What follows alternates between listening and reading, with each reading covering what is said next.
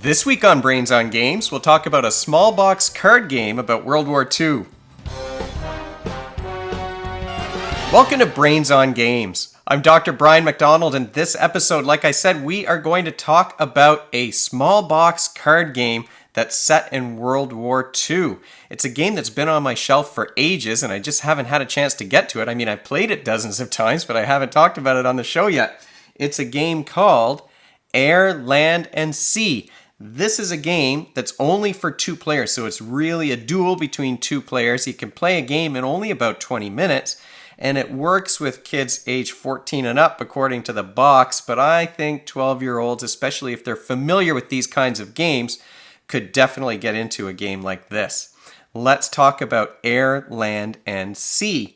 So, in this box, you've got the three theaters of war, air, land, and sea. Those get shuffled up and dealt out randomly because adjacent theaters, they do matter for some of the cards in the game. You've got this cool little box that has wartime newspapers in there. You've got some victory point chips as well. You're trying to either convince your opponent to withdraw, or you're trying to win 2 out of 3 of these theaters, which will give you 6 victory points. Once you've dealt these things out, you're going to decide who is the first player by dealing out these Supreme Commander cards. And they just say first and second player on the top. The first player wins if there's a tie in power in one of these theaters. The other thing that's here at the bottom of these cards, I'll put it out, I don't know if you'll be able to see it, but I'll try and put it out here in front of the camera, is it shows that based on how many cards you have left in your hand, if you withdraw, how many points that opponent is going to get. So typically you're playing this game because you want to get up to a total of 12 victory points. That would be a best 2 out of 3 if you play all the way through, because winning 2 out of 3 theaters once everyone's played their card is going to give you 6 victory points, which means you play 3 rounds, best 2 out of 3 wins. But if an opponent withdraws and they still have 5 cards in their hand, so they've only played 1, but they realize there's no way they're going to be able to win those theaters, then their opponent is only going to get 2 points. So I think this is really clever. It adds some it adds some thought to the timing in terms of whether you're going to play all the way through, whether you should play that extra card and potentially give your opponent the victory and a full 6 points, or if you withdraw early and give them only 4 or 2. So there are 18 cards in the deck. Each player is going to have 6 cards. That means that there are 6 that are out of play, but you can look at the cards that you have and determine there's a 50-50 chance that your opponent might have, one of the other cards in their hand, rather than having it sort of piled off in the corner in the deck that hasn't been dealt. The cards have a colored stripe at the top to show which theater they're going to be able to be played into, and sometimes they have some sort of ability. There's 2 different kinds of abilities for the cards in the game. Some of them have this little lightning bolt, and that means it's an ability that takes effect instantly. This allows you to flip a card. We'll talk about what that's all about. Some of them have a little infinity symbol, and that means they remain. The ability remains in play. All of your face down cards are going to have a strength of 4 instead of 2. Typically, they only have a strength of 2. These theaters are going to be in the middle of the table, and each player is just going to play their cards. I'll play mine on this side. The opponent will play his or hers on the other side, and you're sort of stacking up cards in order to add to the power. And they literally do stack up like this. So you've got a row of cards here. Now I've got a total power of 4 in that theater versus my opponent who has 6.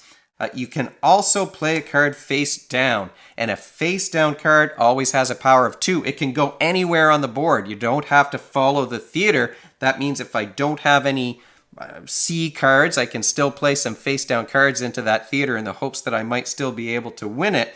And then you get cards like Escalation, which permanently gives your face down cards a power of 4 instead of a power of 2.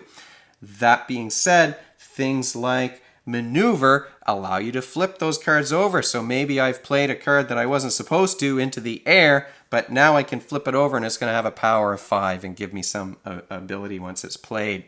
So you're just going back and forth like this. And in this case, the player on the top of the board is going to win this theater, but I'm going to win these other 2 because there are no other cards over there. I mean, honestly, I didn't have 2 hands of cards. I just played the 6 that I had dealt out. And that's the idea. The player on this side has won 2 out of 3. They're going to get the 6 victory points that round. If you're not playing with those abilities, this is a pretty straightforward math game. You're just trying to be the one with the highest power in 2 out of 3 of those theaters. It's the abilities that sort of add a new wrinkle. So the players are definitely practicing those mental math skills and making some probability-based assessments based on their knowledge of the cards in the deck and the cards that they see out here in front of them. So there is some math involved. It's not a heavy math game, but there's certainly some math involved. Really, though, it's a game of timing. You've got 6 cards, your opponent has 6 cards. That doesn't change unless you get a card like Reinforcements that allows you to draw 1 extra one. But you're really timing when you're going to play a particular card and where you're going to put it. You know, a card like Reinforce is great. I can pull another card out of the deck and play it. However, Maneuver is one that I might want to hold on to. Maneuver is the card that allows me to flip those face-down cards. I might want to save that for a surprise for later in the game. Or I might want to flip this player's card, and now instead of a power of 6, they've got a power of 2, and I'm going to win this theater as well. So some of the cards prevent you, like Blockade is one that prevents you from playing cards into adjacent theaters. They force cards to be discarded. There's another card that would force you to discard cards if they're played face down once that card is played. So you might want to play all of your face down cards and then play that one so that no other face down cards can be played. So it is, I think it's a clever design in terms of the problem solving.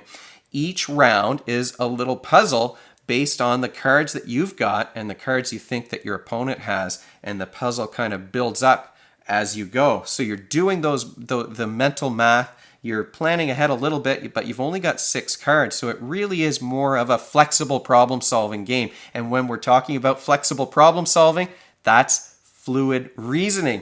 That is a very important skill. You're recognizing patterns and you're able to make predictions based on those patterns in the game.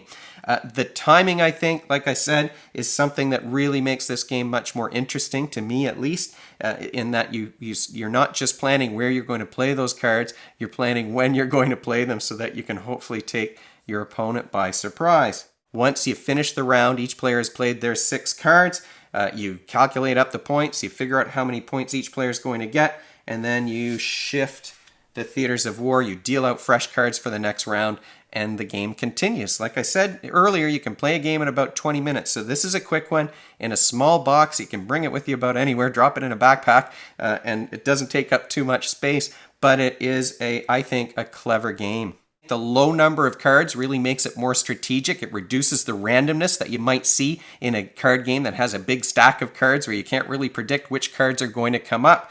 The timing, it makes it so interesting as well. There's a strategy to when are you going to withdraw. Often in the games that I was playing, I was teaching a new player how to play it. So withdrawal didn't really become too much of a tactic, and it usually wound up being a best 2 out of 3 sort of a game. The cleverness, too, of being able to play some cards face down and then maybe having the ability to flip them over. Even the design of having the 2s on the back of the cards so that when you do play them face down, they look just like all the other cards, and you can add that 2 into the total. So there's not a thing I would change about this game, honestly. I don't have a knock against it. It's a small box. You can drop it in a backpack. You can bring it almost anywhere. I mean, maybe the only knock is that the cards aren't plastic. So if you're in an environment that's kind of wet, you're not going to be able, your cards will get kind of soggy and gross. Otherwise, this is a perfect little quick strategic game, a great filler for a game night if adults are playing together.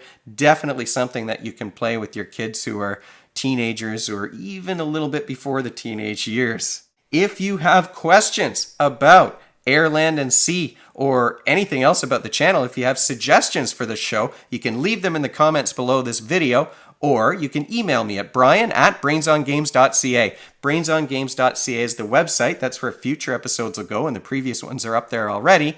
Brains on Games is the Facebook page and the Twitter handle and the Instagram feed, so we're all over the place. And if you enjoyed this video and you want to be notified of future ones, you can head on over to YouTube and click that subscribe button. Thanks for joining me. Hopefully I'll see you next time.